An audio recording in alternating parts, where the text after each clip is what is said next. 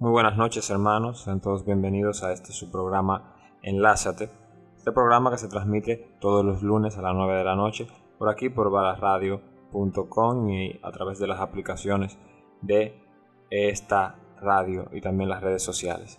Así que le damos la bienvenida con ustedes su hermano y amigo Edgar Sabino y Smiling García, este servidor, hablando ya de antemano que tenemos para hoy un tema muy interesante, hablando directamente de la persona de nuestro gran Dios y Señor Jesucristo, mirándolo desde un punto de vista soberano. así. Un tema muy interesante que se ha tomado para fortalecer algunas doctrinas bíblicas, pero en realidad la sustancia del mismo tema no es para fundamentar doctrinas bíblicas, sino que están muy ligados a la persona de Dios. Por ejemplo, soberano significa dentro del diccionario secular que ejercita el poder de gobernar. Y otro de los significados es que nada ni nadie lo supera. Y eso en realidad debemos creer que nuestro Dios está en esa posición. ¿Es así? Que él tiene él ejerce dominio para gobernar y que nada y nadie lo supera. Pero este dominio para gobernar Dios lo ejerce de manera injusta. Eso es de las preguntas que la persona se hace. Sí, porque la gente lo pone como Dios es justo o muchas cosas en esta vida son tanta injusticia que cómo puede ser que un Dios soberano permita todo eso. Eso es la cuestión de muchas personas. Y ahí es que entra todo lo de este estudio acerca de la soberanía de Dios y del por qué Dios es soberano. Así que manténganse en sintonía, no se quite de su radio, porque vamos a estar hablando acerca de esto y muchas cosas más. Hoy hay un comentario muy interesante que habla acerca de este punto de vista. Por ejemplo, el que está comentando dice: Dios es poderoso y aunque muchos traten de presentarlo como un Dios débil, injusto y hasta malvado, la Biblia nos cuenta cómo podemos darnos cuenta de que Dios tiene poder sobre la naturaleza, sobre la muerte y la vida, como en su propia presencia, y hace temblar la tierra. A Dios nada lo toma por sorpresa. Si tenemos alguna duda en nuestro corazón o en la mente acerca de esta realidad, en este tiempo vamos a comentar un poco de eso, porque imagínate, tenemos que presentar. Estamos aquí para enlazarlo a la palabra de Dios y creemos que en la palabra de Dios hay algunas referencias que nos pueden ayudar acerca de cómo salir de estas dudas en nuestro corazón y en nuestra mente. Podemos llegar a pensar a veces en situaciones de nuestra vida que Dios está siendo indiferente, no vemos a Dios efectuando su poder soberano para ayudarnos, para rescatarnos, para librarnos de algunas situaciones. Y es verdad, hay situaciones difíciles que las personas empiezan a pensar este tipo de cosas. El típico momento donde Dios se queda calladito. Sí. Y la gente tanto que, bueno, uno cuando está en diferentes situaciones, Señor, pues tú lo ves en la palabra, Señor, respóndenos. El Señor siempre llega a tiempo. Y eso es algo que tenemos que entender. El Señor llega a tiempo y nosotros... nuestro trabajo es hacer lo que nos toca a nosotros, porque Así el Señor es. sabemos que Él va a hacer lo que le toca a Él, que es lo imposible, lo que no podemos hacer nosotros. Así que yo creo que la soberanía de Dios, Dios es un Dios omnipotente, que todo lo puede, nunca ha perdido, Así Él es. no pierde. Y en su soberanía, que Él toma las decisiones, Él toma las decisiones para nuestro bien, porque el Señor no quiere que nadie se pierda. Y esa es otra cosa acerca de lo que podemos hablar, acerca de cómo muchas personas creen acerca de que el Señor en su soberanía ha escogido a unos cuantos para que sean solamente ellos los que se salven. Pero la palabra nos dice también que todas las almas son del Señor. Así Y el es. Señor no quiere que nadie se pierda, sino que todos procedan al arrepentimiento. La puerta está abierta. Entonces no podemos usar como excusa y meterle lógica a la palabra de Dios para fundamentar doctrinas y denominaciones, porque la palabra está viva y ella da testimonio. Así Y es. el trabajo del Espíritu Santo no ha terminado. El trabajo del Espíritu Santo, Señor, estamos en Hechos 29, estamos en Hechos 30, 31, esto sigue. Y creemos en la palabra y creemos que es inspirada por Dios. Y como dice en Timoteo, es útil para enseñar, para redarguir, para instruir en justicia, a fin de que el hombre de Dios enteramente preparado para toda buena obra. Así que la soberanía de Dios. La soberanía de Dios, esa acción de que el Señor tiene autoridad de gobierno, que toma todas las decisiones correctas. Él no se equivoca. Y ahí estamos hablando el otro día, hablando de la inerrancia de la palabra de Dios. Es que como el Espíritu Santo guió de manera especial a los escritores bíblicos a no cometer errores. No simplemente hemos visto a través de lo que han estudiado, un poco más profundo acerca del canon y eso, que los que escribieron acerca de su punto de vista y eso, escribieron y quizá hubieron errores de transcripción, pero no hubo ningún error acerca de lo que se escribió, de la historia, de lo que se quiso transmitir. Lo que copiaron acerca de los escritores originales cometieron errores de transcripción, pero no a lo que el Espíritu Santo estuvo guiando. Esa persona que el Espíritu Santo estuvo guiando, eso fue algo especial. La inerrancia de la Escritura a través del poder del Espíritu Santo, la inerrancia fuera de error, que no hubo error. Y estamos viendo una obra perfecta, y esto está en la soberanía de Dios.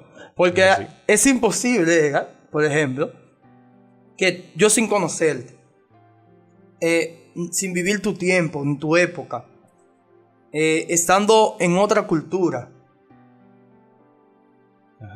escribiéramos las cosas así que se parecieran tanto, no solo que se parecieran tanto, sino con el mismo fin, la misma visión, y que no choquen. Eso es literalmente una de las evidencias más grandes acerca de la soberanía de Dios, cómo su palabra no pasa. Así es. Mira, y en Nahum, el capítulo 1, habla acerca de muchas cosas. Por ejemplo, Jehová es Dios celoso y vengador. Jehová es vengador y lleno de indignación. Esas son palabras muy, muy fuertes, pero eso tiene que ver mucho porque era una profecía sobre Nínive que estaba dando el profeta Nahum. Era una profecía sobre Nínive. Todos sabemos que Nínive era una nación en ese tiempo bien corrupta, que mataba a sus profetas. Así es. Y todo eso. Entonces, aquí el profeta Nahum da esa profecía y dice: Jehová es vengador y lleno de indignación, se venga de sus adversarios y guarda enojo para sus enemigos. Jehová es tardo para la ira. Eso lo dice en Salmos también, que el Señor es tardo para la ira y grande en misericordia. Aquí dice: Jehová es tardo para la ira y grande en poder. Y ese poder también habla de su soberanía. Y no tendrá por inocente al culpable. Muchas personas piensan que el Señor no está viendo todas las cosas. Eso sí es fuerte. Sí, porque muchas personas piensan que, como el mismo David, por ejemplo, en los Salmos se le explica: estoy viendo cómo los malos prosperan y eso me perturba.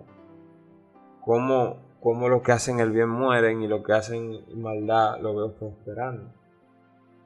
Pero el Señor tiene en su haber, porque suya es la venganza, las decisiones las toma Él. Ningún ser humano debería, por sus propios medios, tomar la venganza en sus manos. Porque la venganza es del Señor, lo dice la palabra. Eso es más fácil decirlo que hacerlo, Ismael. Mucho más fácil. Sí, es mucho más fácil.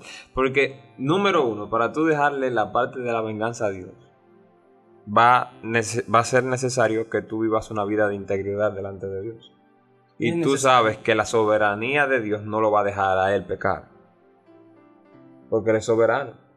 Él no pierde. Sí. Pero tú sabes que los malos deseos a ti te pueden llevar a pecar. Y ya los malos deseos de por sí te llevan a pecar. Entonces, el ser humano no debería vengarse de nadie.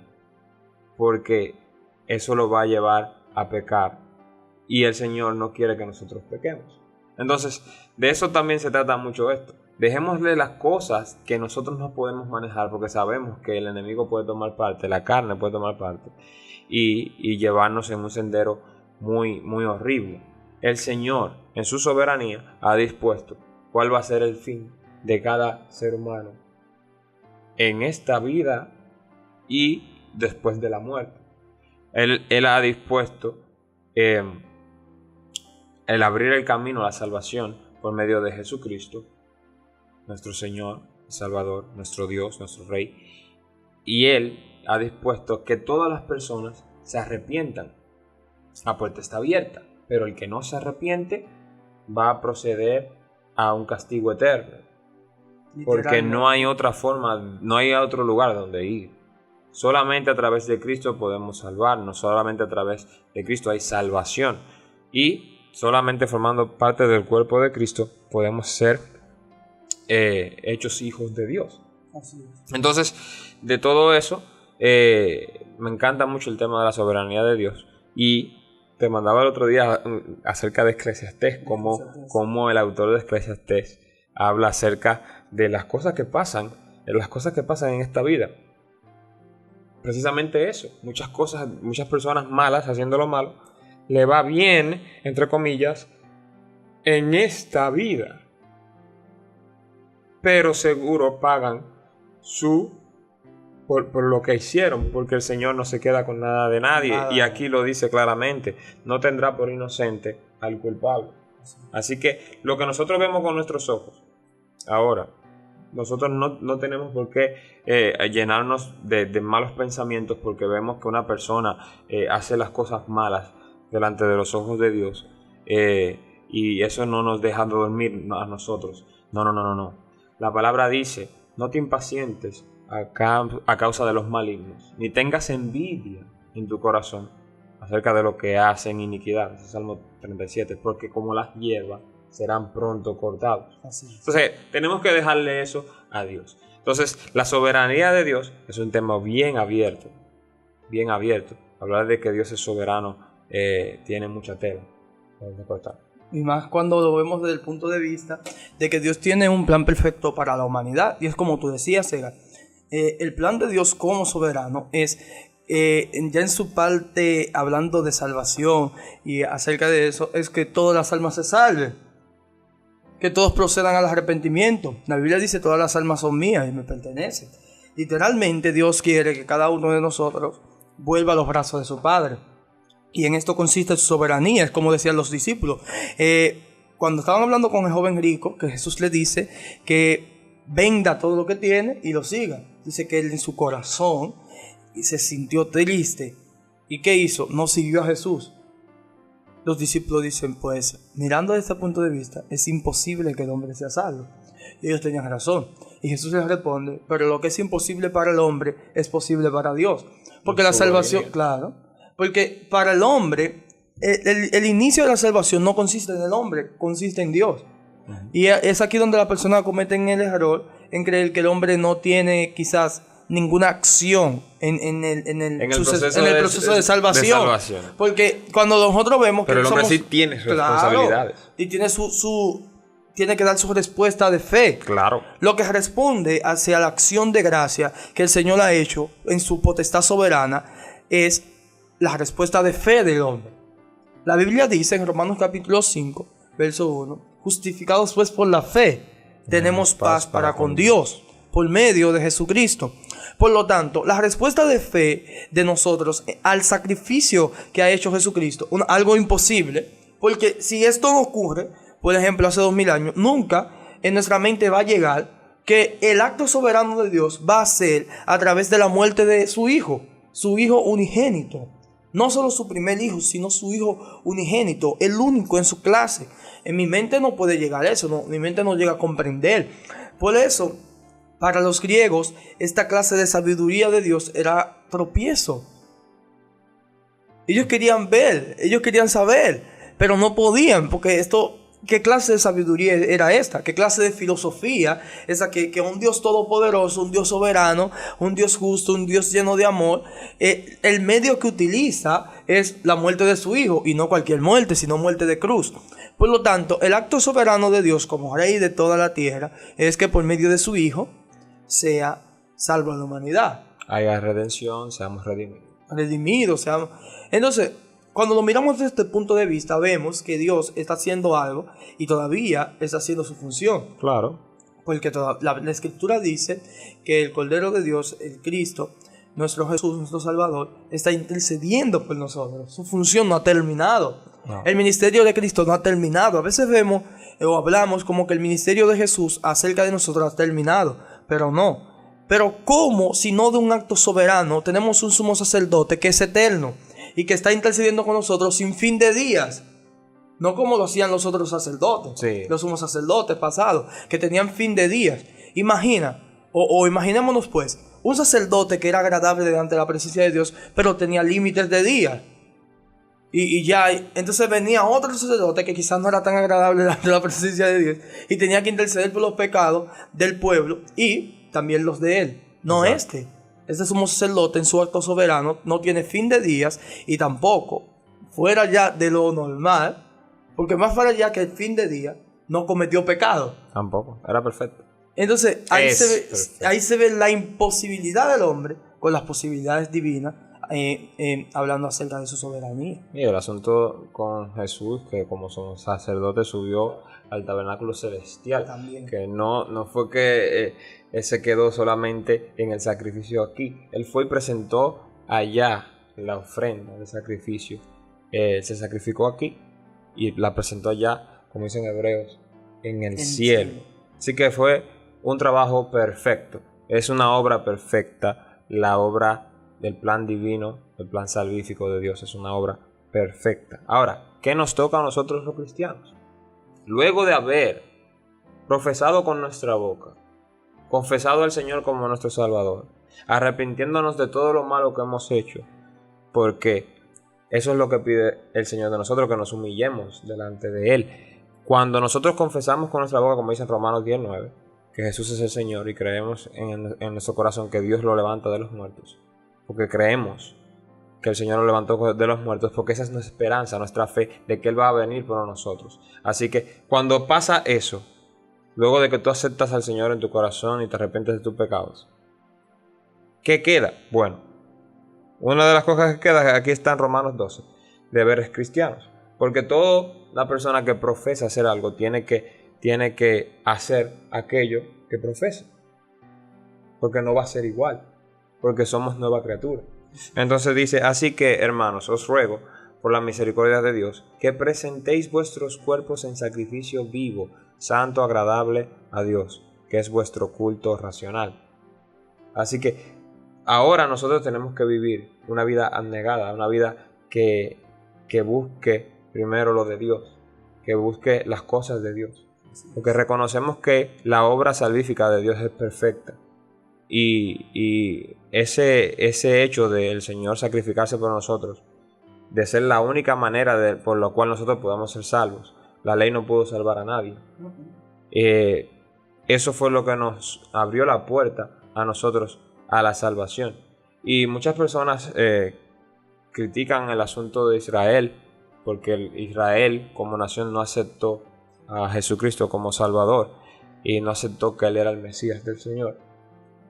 Hablando ya como Israel como nación, no personas particulares, porque sabemos que los apóstoles sí lo hicieron y muchas personas también creyeron en el Señor, pero hubieron muchos y la nación como tal, el poder político, no lo aceptó como el Mesías, no lo aceptó como el Salvador, como el ungido de Dios. Entonces ahí hay una cosa que se abre y es acerca del por qué cuando Israel no recibe, los judíos no reciben a Jesucristo como el Mesías y Salvador, entonces a nosotros los gentiles se nos abre esa puerta de la gracia. Y el apóstol Pablo habla acerca de eso.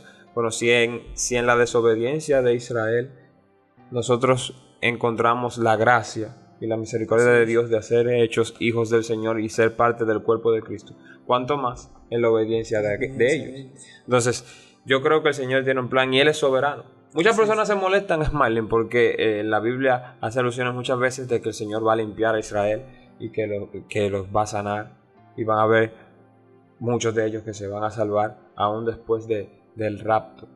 Entonces, claro, porque la fuente de evangelismo Por ejemplo, después del rapto de la iglesia, Los olivos.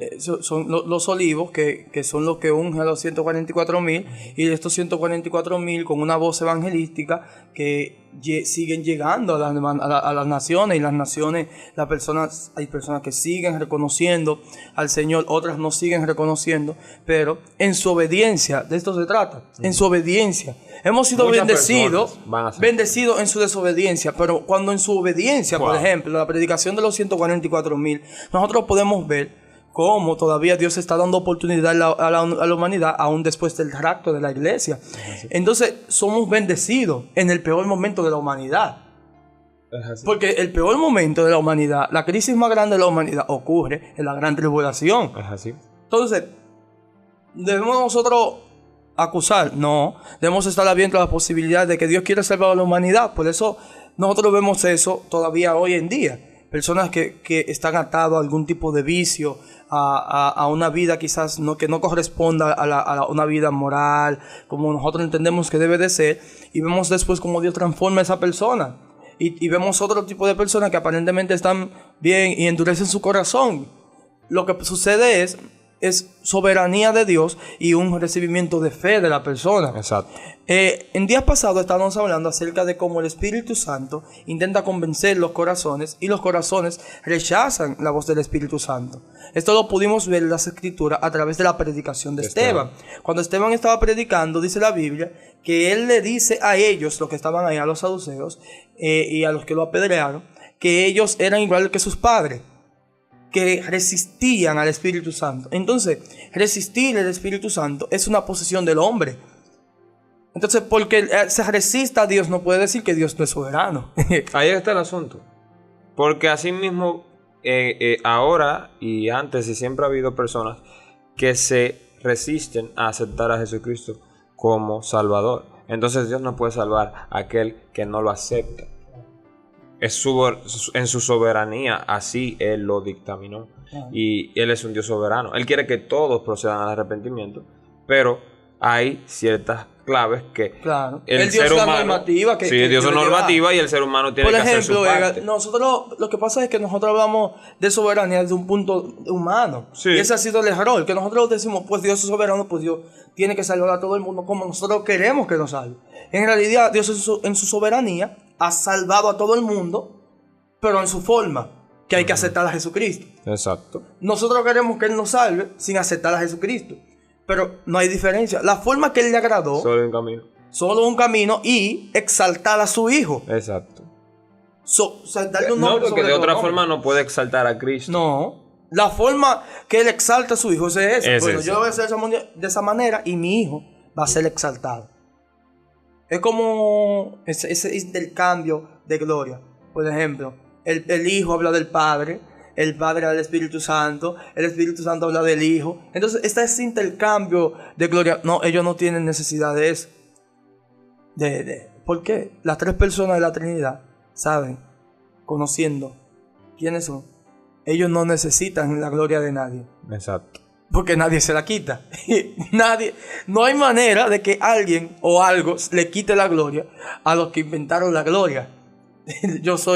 Cuando yo pienso en eso, ahora mismo hablando de la gloria, si tú, por ejemplo, al simple hecho de la gloria, tú le pones como quien dice, lo pones como algo que está vivo. Entonces, es como que te diga, bueno, el Señor diga, eso es mío, y tú no me lo puedes quitar porque tiene mi sello. Por más que tú quieras cogerte la gloria, tú no vas a poder. No. Al final tú estás peleando una batalla que tú nunca vas a ganar. La gloria es mía, porque yo soy el creador. Yo soy el soberano. Yo soy el salvador. O sea, la gloria del Señor, eso es algo, mira, muy fuerte, muy fuerte. Mira, yo me quedo pensando en la posición de Lucifer. Me quedo pensando mucho en eso, la posición de Lucifer. ¿Cómo tú quieres robarle la gloria? Es más, la gloria no es gloria si Dios no existe. Es así.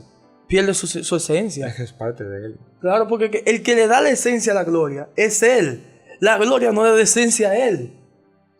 Nuestro Dios es que le da esencia en su soberanía a todos los atributos que se le atribuyen a Él. Por eso son importantes. Si Dios no está en su estado de existencia, o no existiera, o es un amigo imaginario, como muchos dicen, ni la santidad, ni la gloria, ni los términos presencia o la santa unción.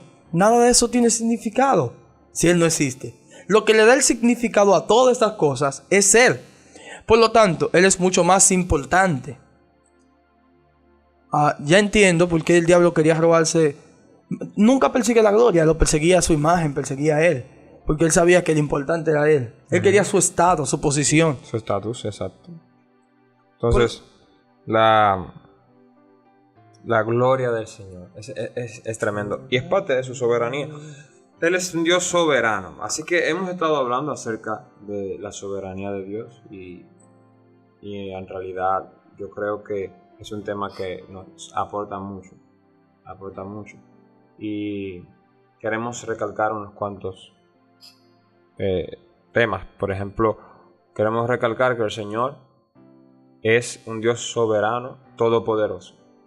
Así es. La palabra dice que es omnipotente, todo lo puede.